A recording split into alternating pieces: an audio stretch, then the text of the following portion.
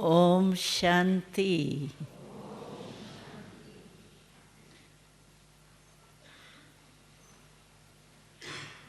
सभी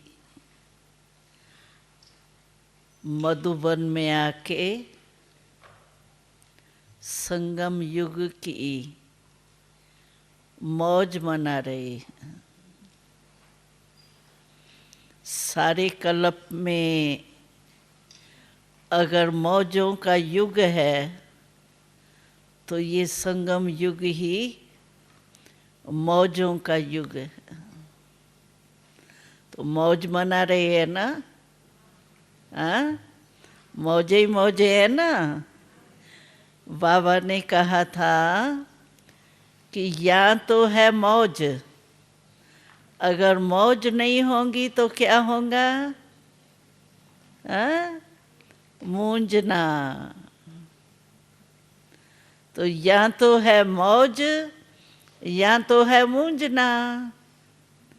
तो मूंजना तो हमारा पूरा हो गया। क्यों? कि हमको ऐसा साथी मिला है जो मूंजना बंद हो गया और मौज ही मौज है। क्यों? हमको बाबा ने टाइटल क्या दिया? मौज में रहने वाला कौन होता है? कोई फिक्र नहीं। तो बाबा ने टाइटल दिया था बेफिक्र बादशाह। बादशाह, लेकिन बेफिक्र बादशाह। फिक्र वाला बादशाह नहीं है। कोई फिक्र आपको? फिक्र है? जिसको कोई भी फिक्र हो तो हाथ उठाओ। फिक्र है? नहीं है। हाँ, नहीं है। सिर्फ एक मीठा फिक्र है तो जल्दी से जल्दी बाप समान बन जाए, बस। वो भी फिक्र नहीं है, लेकिन लक्ष्य रहता है कि बाप समान जल्दी से जल्दी बने। नंबर बहुत आगे लेना है हमको। ये तो है ना, सबको संकल्प है ना।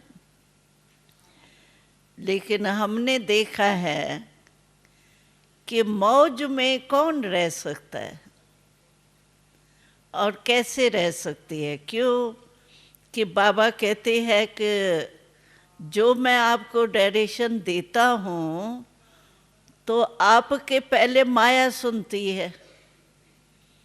जो मैं आपको विधि सुनाता हूँ, ऐसे रहो ऐसे रहो, तो माया भी सुन लेती है कि इनको अभी ये बाबा से मिला है, श्रीमत मिली है, तो वो भी अपना प्लान बना देती है। इसीलिए बाबा कहते हैं कि कुछ भी हो ये तो होगा। माया बहुत चतुर है। क्यों? वो भी थोड़ा थोड़ा जानती है। ऐसे तो नहीं कहेंगे जानी जाननहार है, परंतु नॉलेज में वो भी अपने हिसाब से कम नहीं है। जैसे यहाँ देखो, अभी हमारी साइलेंस की पावर है और दुनिया में साइंस की पावर है। तो साइलेंस की पावर हमारी भी कम नहीं है, लेकिन साइंस की पावर भी देखो, रोज नई नई बातें सुनेंगे। वो भी तो कम नहीं है ना। वो भी तो अपनी सीमा में ऊंची जा रही है ना साइंस। लेकिन हमको पता है कि आखिरी जीत साइलेंस की है। साइंस कितनी भी पावरफुल हो, लेकिन विजय फिर भी साइलेंस की है। क्यों? कारण क्या? क्योंकि साइंस वाले भी कहते हैं कि साइंस भी साइलेंस से ही जन्म लिया है। आपने देखा होगा, कोई भी साइंस की नई इन्वेंशन करते हैं ना, तो डीप साइलेंस में बैठने से ही इन्वेंशन कर सकते हैं। अगर साइलेंस में नहीं बैठे तो उनकी साइंस की इन्वेंशन भी नहीं हो सकती है। और दूसरा, वो कहते हैं ये जो भी शस्त्र अस्त्र जो भी हमने निकाले हैं, तो ये जो महाभारत और गीता है उसमें जो वर्णन है ना, फलाने बाण मारे, फलाने बाण मारे, इसी से ही हमको प्रेरणा मिली है ये। तो साइंस वाले भी समझते हैं, तो साइलेंस ही हमारा दाता है, उससे ही हम पैदा हुए हैं, उसी के आधार पर ही साइंस निकली है। लेकिन साइंस का प्रभाव अपना है और हमारी साइलेंस का पावर अपनी। लेकिन ये सब होगा, बाबा ने कह दिया है पहले ही, जब आपने कोर्स किया होगा ना, तो अपने कोर्स के बाद पहली मुरली को याद करो। जब आपने पहली मुरली सुनी थी, याद है आपको? आपको अपनी डेट तो याद होंगी। तो पहली मुरली जब आपने सुनी थी, उसी में ही आपको बाबा ने डायरेक्शन दे दिया था, तो माया आएंगी, माया युद्ध करेंगी, लेकिन आपको माया अपना काम करे और हम अपना काम करें। वो अपना वार करेंगी और हम उसको वार से हार खिला करके विजयी बनेंगे। माया का काम है आना और हमारा काम है विजय प्राप्त करना। ये तो सब पहली मुरली में सुना था, ये सुना था सभी ने, पहली मुरली में ही सुना है। तो बाबा ने पहले ही हम सबको सुना दिया है, छिपा के नहीं रखा कि नहीं ये डर जाएंगे, भाग जाएंगे, नहीं, पहली मुरली में ही सुना दिया, ये होना है, लेकिन आपको पक्का होना है। तो बातें तो आएंगी और नई नई बातें आएंगी, क्योंकि माया को पता है कि इसकी वीकनेस कौन सी है। वो वीकनेस को बहुत जल्दी जान लेती है। मानो 8 शक्तियां कोई ले लो, अभी आप कहेंगी 8 शक्तियां है तो सही, लेकिन मेरे में 7 तो बहुत अच्छी है, 7 फुल है, लेकिन 8वीं जो है ना, वो थोड़ी हाफ है, परसेंटेज में है। तो माया को पता पड़ जाता है कि इसकी 8वीं जो शक्ति है ना, वो कमज़ोर है।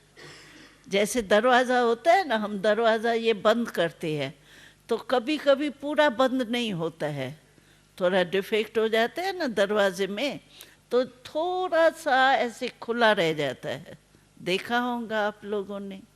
तो थोड़ा भी खुला रह जाता है ना, तो कोई भी आ सकता है। तो माया को पता पड़ जाता है कि इसकी जो परसेंटेज कम है ना, जिस शक्ति की, वहाँ से दरवाजे की चौपट खुली हुई है, थोड़ी खुली हुई है, और वो वहाँ से ही क्रॉस करती है। आपको पता होना चाहिए, जो चूहा होता है ना, हमने देखा है, चूहा जो होता है उसमें बहुत रमज होती है उसको। वो क्या करता है, होता मोटा है, लेकिन कहाँ से भी अपने को सुकेर कर छोटे से स्थान से भी आ जाता है अंदर। तो ये माया भी चूही है, बड़ी होशियार है। छोटे से अगर थोड़ी भी परसेंटेज की कमी होगी ना, वो आने में डरती नहीं है, वो आ ही जाती है, पहुंच ही जाती है। इसीलिए बाबा ने इस बारी के डायरेक्शन में, इस वर्ष के जो भी एंड में मुरलियाँ चली, तो बाबा ने 3 बातों के ऊपर हमको अटेंशन खिंचवाया। वो 3 बातें आपने नोट की होंगी, कभी कौन सी बात कही है बाबा ने, कभी कौन सी कही है, कभी कौन सी कही है। एक तो हमारा टाइटल बाबा ने कहा, आपका टाइटल मास्टर सर्वशक्तिवान है, शक्तिवान नहीं है। कौन हो आप सभी? मास्टर सर्वशक्तिवान हो या मास्टर शक्तिवान हो? जो शक्तिवान है वो हाथ उठाओ, उसमें तो सभी हाथ उठा लेंगे। जो शक्तिवान है, मास्टर सर्वशक्तिवान ठीक हो, लेकिन जो समझते नहीं हम मास्टर सर्वशक्तिवान नहीं है, थोड़ी थोड़ी शक्ति कम है, इसलिए सर्वशक्तिवान नहीं कहेंगे। है कोई ऐसा? देखो ये तो सभी पास है, सर्वशक्तिवान है, हाँ? सभी सर्वशक्तिवान है ना। तो देखो, तो एक बाबा ने कहा इस साल जो बीत गया उसमें बाबा ने 3 इशारे खास दिए थे कि एक तो मास्टर सर्वशक्तिवान का जो टाइटल है ना, उसमें सब शक्तियाँ चेक करो। मेरे में प्रैक्टिकल लाइफ में तो पता पड़ जाता है ना, भाई मेरे में सहनशीलता कम है, या निर्णय शक्ति कम है, या परखने की शक्ति कम है। इससे ही तो धोखा मिलता है ना माया का, और तो कुछ नहीं मिलता। इसी शक्तियों की कमी के कारण ही माया थोड़ा सा धक्का लगा देती। तो एक कहा बाबा ने मास्टर सर्वशक्तिवान, ये चेकिंग करो। और दूसरा बाबा ने कहा कि सर्व संबंध बाबा से है, सर्व संबंध, एक भी संबंध आपका कम होगा। हम कहे बाबा, बाप, टीचर, शिक्षक, ये तो सभी को रटा हुआ है 3 संबंध तो, हाँ? मास्टर, ये बाप और शिक्षक और सतगुरु, ये 3 संबंध तो सभी को पक्का याद है। लेकिन जो दूसरे संबंध है, अगर उनमें से कोई भी एक संबंध जो होगा कम होगा ना, तो माया ऐसी है जो उसी संबंध से आपको खींचती रहेंगी, और कोई याद नहीं आएगा। बाप के टाइम बाबा याद आएगा, शिक्षक के टाइम भी बाबा याद आएगा, सतगुरु के रूप में भी बाबा याद आएगा। लेकिन समझो कंपेनियन के रीति से आपका नहीं है। कंपेनियन क्या, बाप, गुरु, टीचर मिल गया, कंपेनियन होवे नहीं होवे। लेकिन बाबा को कंपेनियन के रूप में अगर आपने स्वीकार नहीं किया और उसका कनेक्शन पूरा नहीं हुआ, तो वो ही कंपेनियन का संबंध आपको बीच बीच में धोखा देगा। फ्रेंड है, कोई भी जो भी संबंध दुनिया में होते हैं, बच्चा है। कई कहते हैं, अभी को कुमारियाँ कहती थी बाबा साकार में होता था ना, तो हम लोग तो छोटे छोटे आए ना, तो बाबा कहता था तो तुम्हारा बाबा तुम्हारा बच्चा भी है। तो शर्म आता था कुमारियों को, बच्चा कैसे बाबा को बनाएंगे। तो कुमारियों को बड़ा शर्म आता था। हम लोग जब सुनते थे ना, छोटे थे तभी, 12, 13, 14 साल के, पहले तो बहुत छोटे थे, लेकिन बीच में तो बाबा कहता था बच्चा तुमको, तुम्हारा बाप बच्चा है। तो हम लोगों को आंखें थोड़ी नीचे हो जाती थी शर्म से, जैसे सुनते बच्चा कैसे बनाएंगे। तो बाबा कहता था अगर बच्चा नहीं बनाएंगी तो बाबा भी बच्चा नहीं बनाएगा तुमको। हम कहते थे ये तो बड़ी धोखा मिल जाएगा, बच्चा तो बनाना ही पड़ेगा। बाबा कहता था बच्चा बनाना माना बच्चे में मोह होता है, रचना होती है ना, और बहुत स्वीट बच्चा मानो किसका होता है, उसमें रग न चाहते हुए जाती है, और बच्चे को सारी प्रॉपर्टी देनी पड़ती है, हकदार है। फॉरेन में शायद हकदार इतना कम होता है, क्या होता है ये मेरे को नहीं पता, लेकिन इंडिया में तो बाप को बच्चे को सब कुछ देना पड़ता है। तो बाबा कहता था तब मेरे को बच्चा बना के अगर कुछ सब कुछ नहीं दिया तो तुम मेरा बच्चा कैसे बनेंगी। तो हमेशा हमको कहता था कि बच्चा बनेंगी, बनाएंगी तो बच्चा बनेंगी। और आपको पता नहीं होगा, शायद आपने सुना भी हो कभी, तो पहले पहले हम जब पार्टियां लेके आते थे ना, जैसे आपका ग्रुप आया है ना भाई, लंदन का ग्रुप आया, अमेरिका का आया, आइए ना पार्टियाँ, तो हम लोग ही वो पंडे बनते थे और पार्टियाँ लेके आते थे शुरू में। तो पार्टियों से बाबा 3% पूछते थे, 3%। पहले पहले मिलते थे ना, जैसे आप तैयार हो के अभी जाएंगे ना, ज़रूर ग्रुप दादी से मिलने जाएंगे ना, जाते हैं ना तैयार हो के, तो ऐसे बाबा से पार्टियाँ जो हम ले आते थे ना, तो बाबा से मिलने जाते थे तैयार हो के सभी।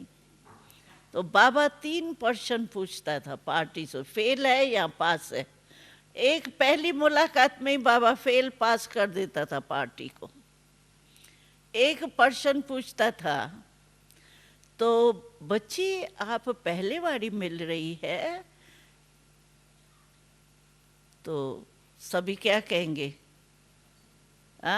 कोई कोई बहनें या भाई होते थे ना, तो कहते थे हाँ बाबा पहले ही बारी हम आए हैं।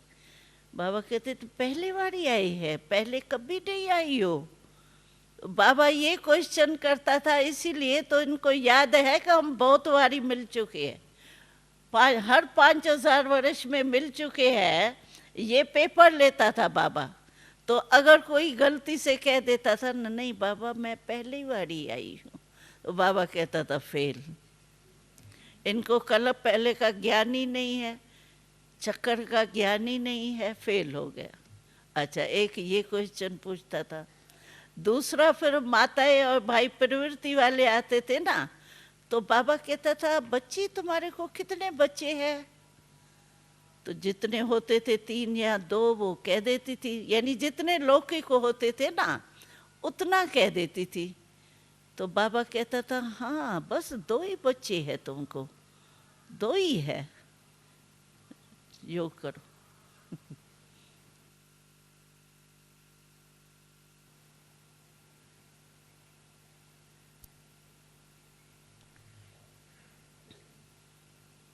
तो बाबा पूछता था, तो वो साधारण रीति से जितने लौकिक बच्चे हैं ना उतना ही कोई कोई कह देता था।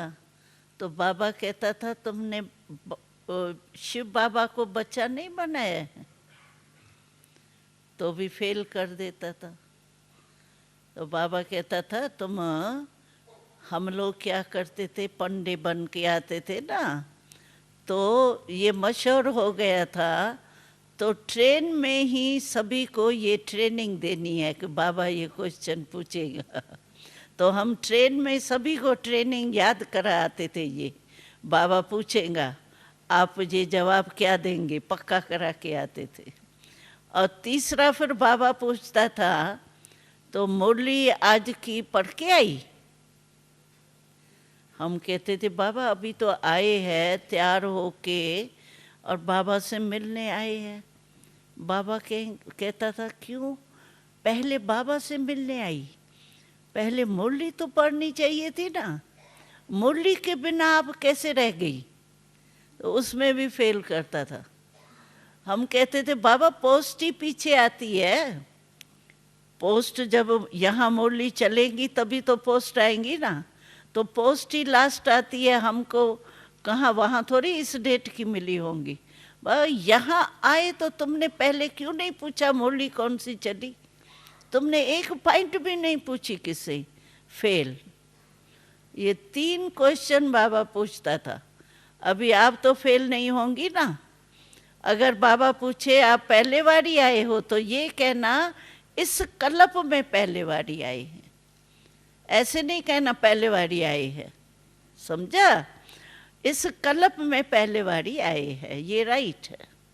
तो इसीलिए बाबा हम लोगों को ये पूछता था, पक्का कराता था कि जब तक आपने बाप को बच्चे के रूप में नहीं स्वीकार किया, तो आपको हिस्सा निकालने में आएगा ही नहीं संकल्प। जैसे माँ होती है, अभी माँ क्या करती है, खाना बनाएंगी मानो, और एक बच्चा उसका दुकान में है, देरी से आना है, तो पहले उसका हिस्सा निकाल के रखेंगी या ख़त्म कर देंगी? रखेंगी ना, उसका हिस्सा तो याद करेंगी ना। तो बाबा कहता था तुम कुछ भी करते हो तो तुम्हारा 2 बच्चे वो है, और सबसे बड़ा सुखदाई बच्चा तो तुम्हारा शिव बाबा है, जो कभी कुछ नहीं दुख देगा तुमको।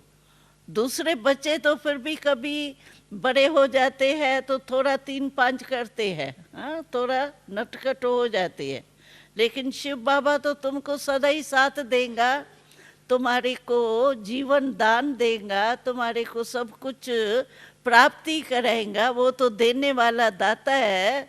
ऐसे बच्चे को भूल गई, और जो दुख देने वाले, धोखा देने वाले बच्चे उन्हों को याद किया।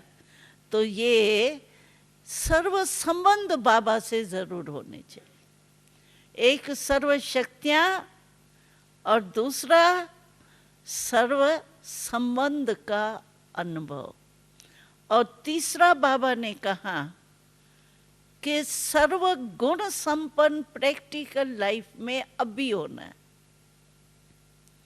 ऐसे नहीं सतयुग तक अंत में हमारे में थोड़ा ये गुण कम है ना, अच्छा अंत तक संपूर्ण हो जाएंगे। अंत में आपको देखेगा कौन संपूर्ण हुई या नहीं हुई। पेपर तो आपने दिया ही नहीं, पास कैसे हो जाएंगी। मानो मेरे में निर्णय शक्ति तो ठीक है, लेकिन मेरे में जो है वो अंतर्मुखता का गुण मतलब कम है। मानो मैं ज़्यादा वो बोलचाल में आती हूँ, थोड़ा हल्के रूप में रहती हूँ, अंतर्मुखता का अनुभव हमको नहीं है। मानो अंत में मैं समझूं नहीं, अंतर्मुखता का गुण जो है ना वो मैं लास्ट तक संपूर्ण हो जाएंगी। लेकिन पेपर कौन लेगा मेरा अंतर्मुखी है या नहीं है। पेपर तो अभी देना पड़ेगा ना, तभी तो पास मार्क्स मिलेंगी। इसीलिए बाबा कहते हैं कि सर्व शक्तियाँ, सर्व संबंध और सर्व गुण, ये 3 बातें आप अपने में चेक करो। अगर इन तीनों में से एक भी कम है ना, भाई गुण एक नहीं है तो कोई अर्जा नहीं, अंतर्मुखता नहीं है, रमणीक हूँ मैं, ठीक है, लेकिन अंतर्मुखता के बिना आप मनसा सेवा नहीं कर सकते। जब अंतर मन में शक्ति भरे, अंतर्मुखी होके अंतर मन में शक्तियाँ भरो, तभी मनसा सेवा आप कर सकती। नहीं तो मनसा सेवा आपका यहाँ से यहाँ तक ही नहीं पहुँचेगी। मनसा विश्व की तो बात ही छोड़ो। मैं समझो इस भाई को मेरी अंतर्मुखता की अभ्यास है ही नहीं। पहले तो अंदर मन को आत्मक रूप में स्थित करूं, ये है अंतर्मुखता। और अंतर्मुखता का रहस्य बहुत अच्छा है। आप देखो, अंतर्मुख कहते हैं, मुख क्यों कहते हैं? अंतर मन भी कहते हैं, अंतर्मुख भी कहते हैं, हर्षत मुख कहते हैं। मुख शब्द क्यों कहते हैं? कारण अंतर बाह नहीं कहते हैं, अंतर माथा नहीं कहते हैं, अंतर्मुख क्यों कहते हैं? मुख फेस को कहा जाता है। और मुख शब्द क्यों कहा जाता है? अंतर्मुख की महिमा क्यों है? आप देखो इस फेस में जो भी हमारी 5 शक्तियां विशेष है ना, वो इसमें है।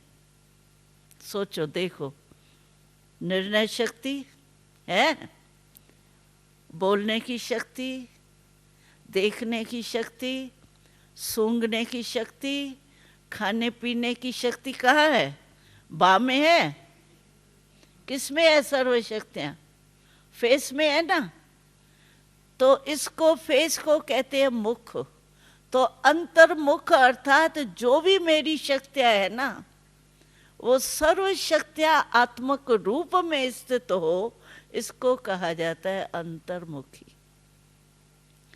सभी शक्तियाँ, और विशेष आपके फेस की 5 ही शक्तियाँ अगर आपने जीत लिया, समझो आप विजयी है। क्योंकि मुख्य तो यही है ना शक्तियाँ। अगर आसक्ति होती है तो मुख से होती है ना, खाने पीने की मुख से होगी ना। सुनने की आदत होती है, सुनती रहूं, गीत सुनती रहूं, किसकी बातें सुनती रहूं, कान भी इधर है। सोचती रहूं फालतू, सोच भी यही है। देखती रहूं तो आंखें भी यही है, धोखा तो यही देती है ना। इसीलिए बाबा कहते हैं, हमारा स्लोगन है अंतर्मुखी सदा सुखी। ये स्लोगन है हमारा। जो अंतर्मुखी होगा, यानी 5 ही विशेष शक्तियां आत्मक रूप में स्थित होंगी। अंदर हमारा क्या है? आत्मा ही तो है ना। तो अंतर्मुखी माना 5 ही शक्तियां हमारी आत्मक रूप में स्थित होंगी। इसको कहा जाता है अंतर्मुखी सदा सुखी। उसको कभी कोई दुख हो ही नहीं सकता, क्योंकि माया आ ही नहीं सकती ना। इसी द्वारे, यही द्वारे है माया के भी। तो ये दरवाजे सारे बंद कि थोड़ा थोड़ा खोल के छोड़ देते हो। होता है कभी। एक बारी क्या हुआ, सदा ही हम लखनऊ में रहते थे, सदा रात को दरवाजा बंद करते थे। एक दिन क्या हुआ, हम लोग पता नहीं बातों में सो गए या क्या हुआ, दरवाजा बंद ही नहीं किया, तो सचमुच चोर आ गया।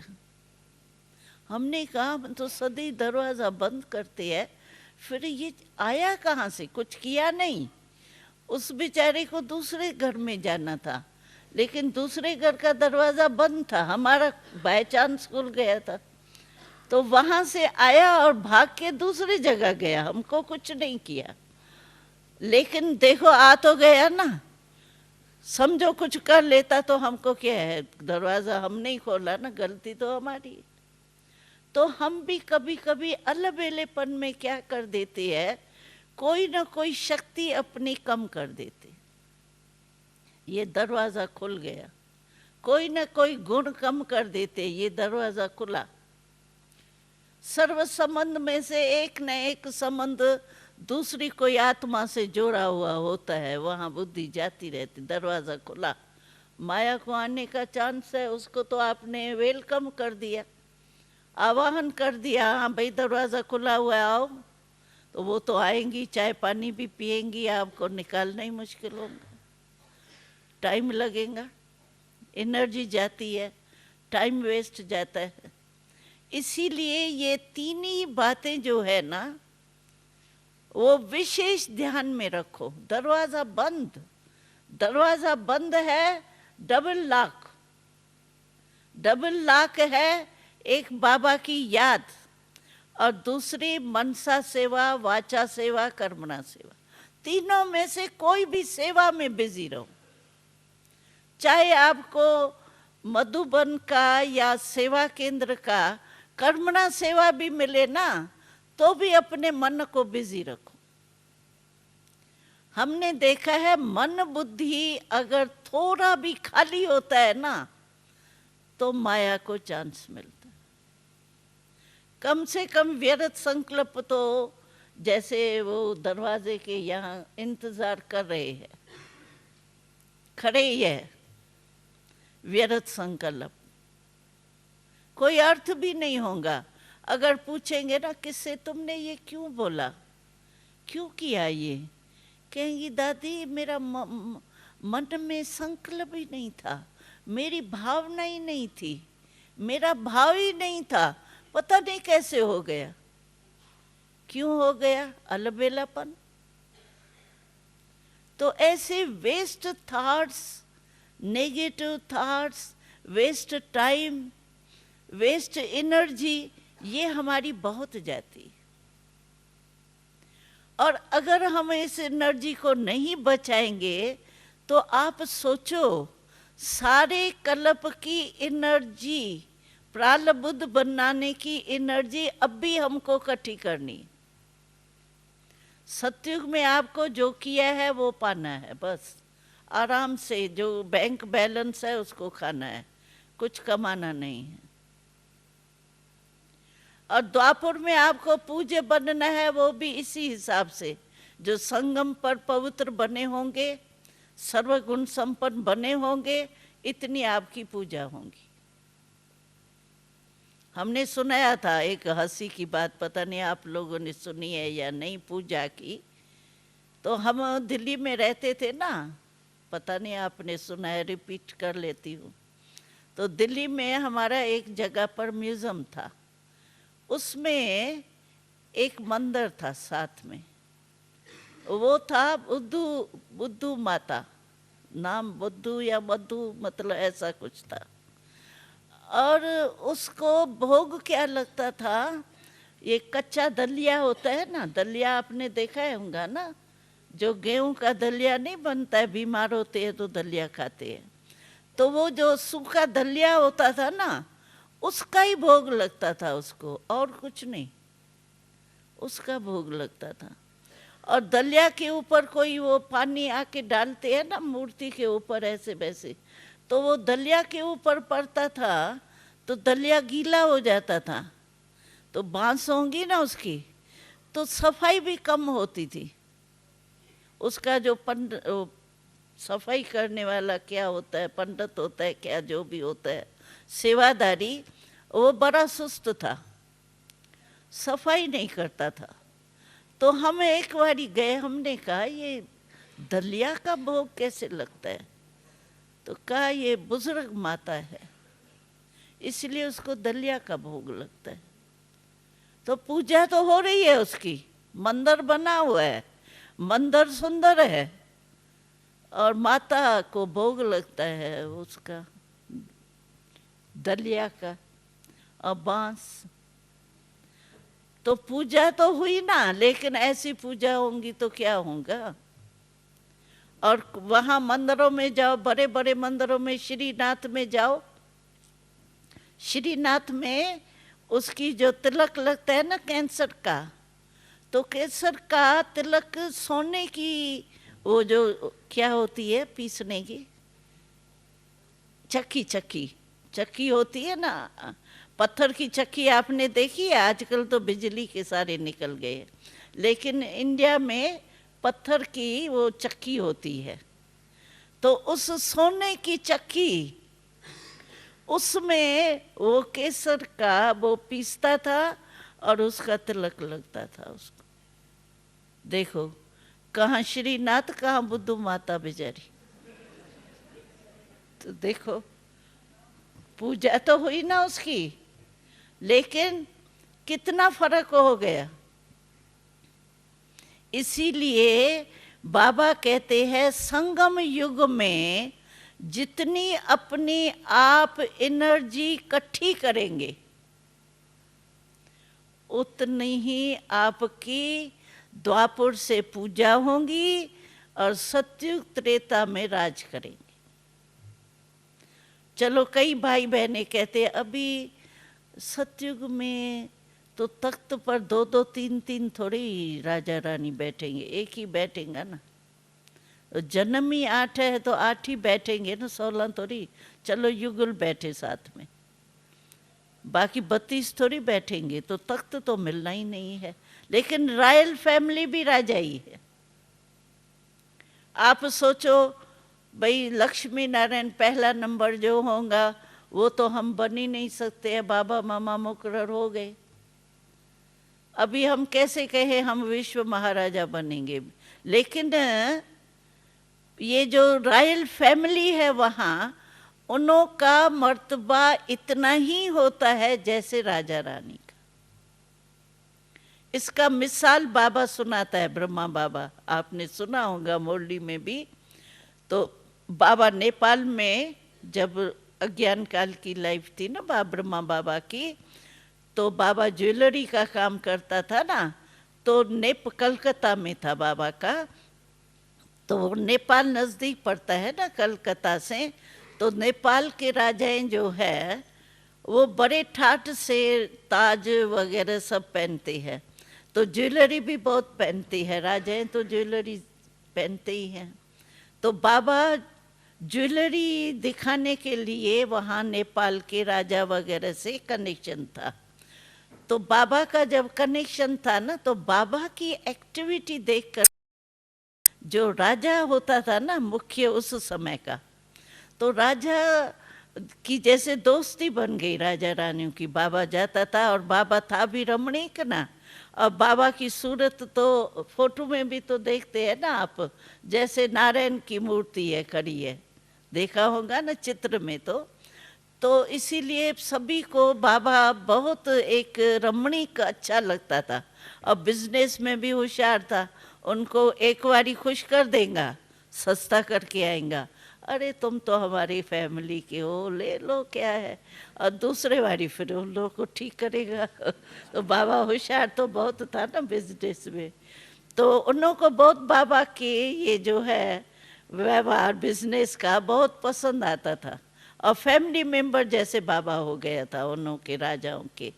तो एक बारी राजा ने वो दरबार लगाई, तो बाबा थोड़ी दरबार में बैठेगा, वो तो विजिटर के रीति से बैठेगा ना, नियम है ना उन के राजाई के। तो राजा ने बाबा को कहा, बाबा भगवान की गलती हो गई है, बनाना था आपको राजा, लेकिन बना दिया हमको राजा, लेकिन बनाना वास्तव में आपको राजा था।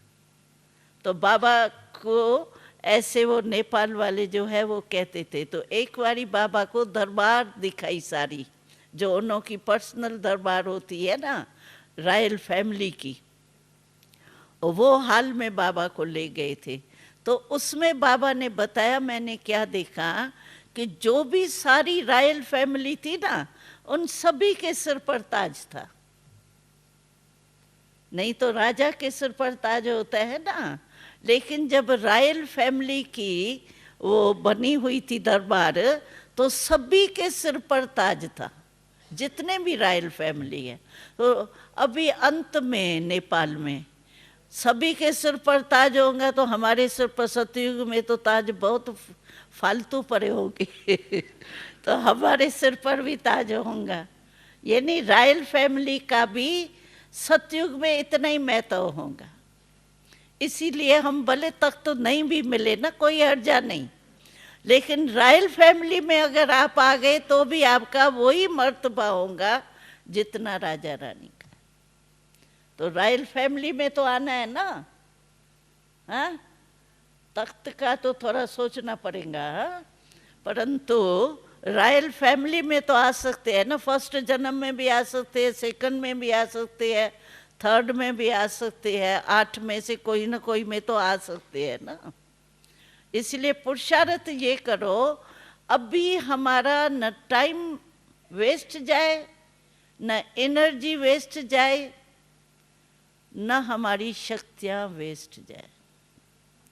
सबसे बड़े ते बड़ी कमाई का साधन है संकल्प शक्ति। बिना संकल्प शक्ति के आप कुछ नहीं कर सकते। कर सकते हो? और बाबा ने इस वर्ष जो अभी पूरा हो रहा है, इसमें एक बहुत अच्छी युक्ति सुनाई, आपको याद है या नहीं है? बाबा ने कहा कि 60 पुरुषार्थ आपका क्या होना चाहिए। 60 पुरुषार्थ, इतना बाबा कहते हैं, मैं देखता हूँ इतना बच्चे मेहनत करते हैं, मेरे से देखा नहीं जाता, बच्चों की मेहनत नहीं देखी जाती। तो बाबा ने कहा, तुम जो भी कोई भी विकल्प आता है, व्यर्थ संकल्प आता है, पहले किस में आता है? संकल्प में ना। पहले संकल्प में आएगा ना, फिर वाणी में आएगा, फिर कर्म में आएगा। 3 स्टेजेस है ना। अगर बाबा ने कहा आप संकल्प शक्ति में ही परिवर्तन कर दो, संकल्प शक्ति में ही चेकिंग कर लो, तो वाचा और कर्मणा के पुरुषार्थ से तो बच जाएंगे ना। 2 पुरुषार्थ तो हमारा कट हो गया ना, मेहनत कम हो गई ना। एक ही सिर्फ संकल्प में ही हम व्यर्थ को समर्थ में चेंज कर देंगे, नेगेटिव को पॉजिटिव में चेंज कर दें। वेस्ट को बेस्ट में चेंज कर दें बस। अगर संकल्प शक्ति को ही हम चेंज कर दें तो क्या नहीं हो सकता? हो सकता है? हाँ, इसमें हाथ उठाओ जो अभी संकल्प में ही चेकिंग करेंगे। हाथ उठाओ ऐसे। हाँ, करेंगे? करेंगे? बोलो तो सही। हाँ जी, हाँ जी, क्योंकि नया वर्ष आ रहा है। नए वर्ष में कुछ तो कमाल दिखाएंगे ना। अभी क्या पता है? अभी देखो इंडिया की युद्ध तो बस अभी एक दो को, जैसे बंदर होते हैं ना, ओ पहले ऐसे सामने एक दो के करते हैं, ऐसे अभी शुरू हो गए हैं। जैसे बंदर ने ओ करता है, ऐसे एक दो को बातें कर रही, और बॉर्डर पर ऐसे एक दो को सामने देख रहे हैं, वो भी हु करता है, वो भी हु करता है। देखो, शुरू तो करने की कोशिश कर रही है, लेकिन बाबा उन्हों को ड्रामा रोक रहा है क्योंकि हम तैयार नहीं। बाकी वो तो बेचारे कहते मिसाइल्स भी वो घुसा रहे हैं बॉर्डर पर, सब कुछ कर रहे हैं, लेकिन उन्हों के फिर कहते हैं, पाकिस्तान भी कहता है हम युद्ध करने नहीं चाहते हैं, इंडिया भी कहते हैं हम युद्ध करने नहीं चाहते। भाई मिलिट्री भेज क्यों रहे हो? नहीं करने चाहते तो मिलिट्री मंगा लो ना। अभी अखबार में आया ये 26 जनवरी जो इंडिया में मनाते हैं ना, तो उसके पहले मिलिट्री की परेड होती है, वो बंद कर दी। क्यों बंद करेंगे? क्योंकि मिलिट्री सारी बॉर्डर पर जा रही। अभी करनी नहीं है युद्ध, फिर बेचारों को क्यों ऐसे डर में बेचते हो? लेकिन परवश और बाबा और ड्रामा उन्हों को रोक रहा है। तैयारी करके फिर कोई ना कोई बात बीच में आ जाती है, फिर ठंडा हो जाता है, पानी पड़ जाता है। तो हम लोग जल्दी तैयार हो जाए ना, तो बेचारे वो देखो बेचारे मरते कैसे हैं। आपने देखा होगा टीवी में, आतंकवाद में कितने खून ही खून दिखाई देता है। क्या टीवी में अगर एक बारी देखो तो दिल कच्ची हो जाए, कैसा खून हो रहा है। बेचारे खून से तो बच जाए ना। और मरते बेचारे नायक खून वाले हैं, जो है पकड़ने वाले वो तो पकड़ में आता ही नहीं है, और दूसरे दूसरे बेचारे मर रहे हैं नायक खून। हमको याद है 1937 में बाबा ने हम लोगों को पहले पहले ये दृश्य दिखाया था, नायक खून होने वाला है। नायक माना जिसका दोष नहीं हो, उसका खून हो। तो 1937 में बाबा ने जो बताया था वो आजकल हो रहा है। सिविल वार लगेंगी, अभी सिविल वार भारत में, और क्या होगा, सिविल वार ही लगेंगी। क्योंकि सभी धर्म, मुस्लिम भी है, सिख भी है, हिंदू भी है, सब है, तो फुल फोर्स में है यहाँ भारत में। आपस में लड़ेंगे मरेंगे, क्या करेंगे? तो ये सब तैयारियां हो रही है, लेकिन हमारे लिए रुका हुआ है। एक गीत है ना, किसके रोके रुका है सवेरा। तो किसने रोका है? हाँ, किसने रोका? आप लोगों ने रोका है। आप लोगों ने नहीं रोका है, दूसरों ने रोका है। लेकिन हम लोगों को तैयार हो जाना चाहिए।